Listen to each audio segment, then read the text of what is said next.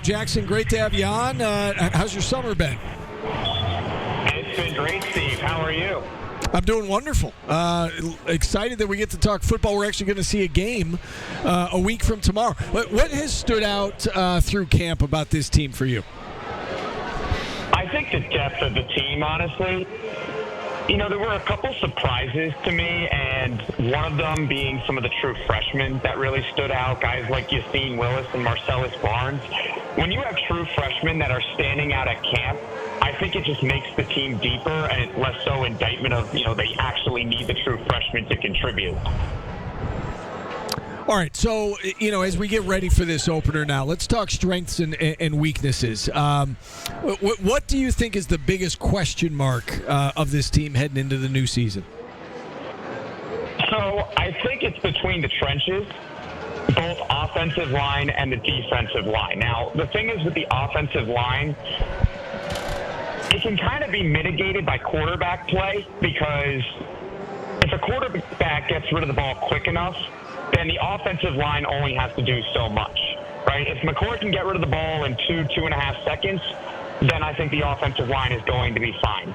It's the defensive line, though, where outside of Fidel Diggs, who on that defensive line am I really most certain about? Whereas with other position groups like linebacker, you got Marlo Wax and Derek McDonald and other guys. In the secondary, I really love their cornerback room. I love their safety room as well. Obviously, we know their running backs are really solid, and McCord is McCord, right? So it's that defensive line where I'm like, that might be the biggest concern for me heading into the season.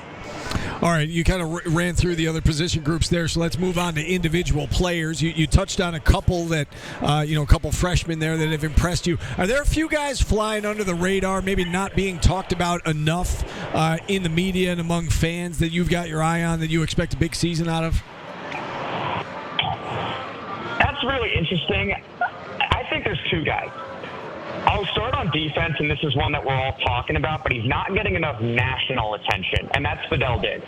Because this is a top 60 overall transfer in the country, and everywhere I look, he's nowhere to be found on, best defensive players in the conference, best defensive linemen in the conference, best defensive players in the country, whatever list it is. Even in the new video game, he's underrated. So I think that's a sleeper name, less so among the fans, but more so nationally. I think among the fans, the player that kind of sticks out to me is that's going to be an X factor. How about the running back from Washington, Will Nixon? Right, this is a guy who's going to be a third down pass-catching back, in my opinion. I think it makes the running back room really strong because obviously we know LaQuinn Allen can play all three downs.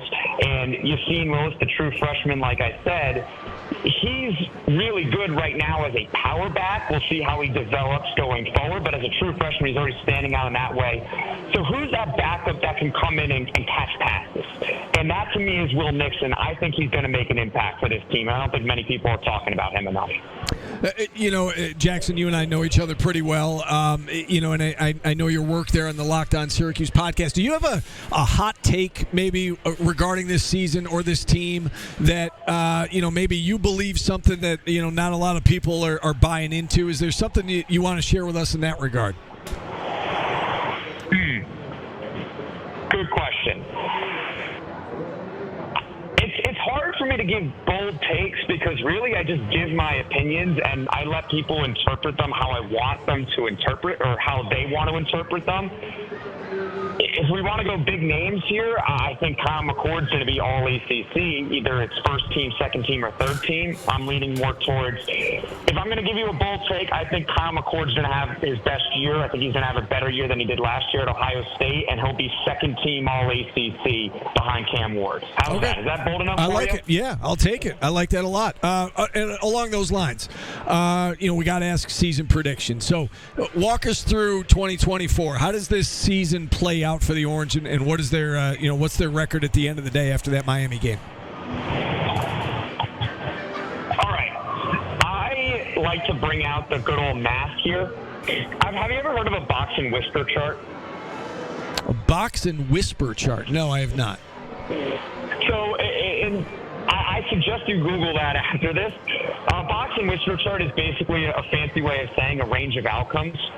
And And I think this team, at the end of the Miami game, will finish either or in a range of between 6-6 and 10-2. So I've been saying for a long time I'm going to split the difference and say 8-4. And full disclosure, I feel like I get called crazy on both ends because Syracuse fans, they want us to be better than 8-4, right? Of course, I want them to be better than 8-4 too. I want this team to be in the college football playoff. I want them to win the national championship. And then I go on a preview show for the podcast company for Locked On, and they're thinking like, how can this guy think that Syracuse is going to win 8 games? This is nuts.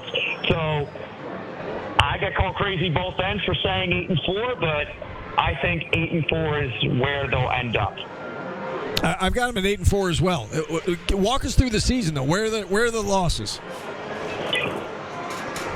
Okay. I think at UNLV is going to tough, but I'll say at NC State is a loss.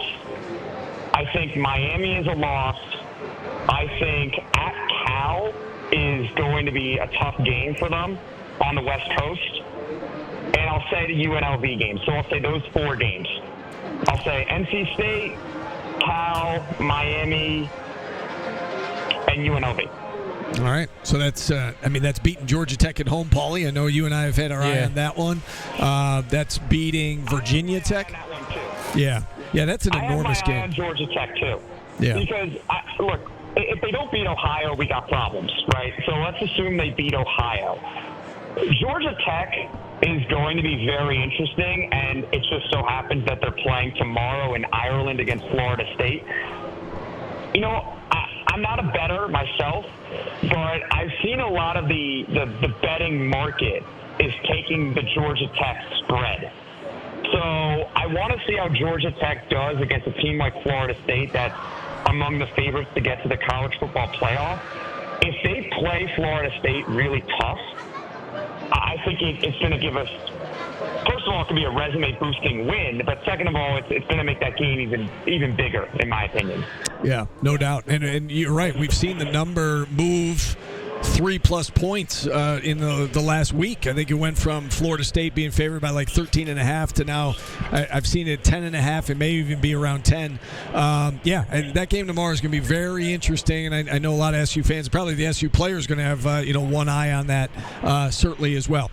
Jackson, thanks so much for the time. We love hearing from you, and enjoy the start of the season. We'll talk again soon. Of course. Thank you so much, guys. Really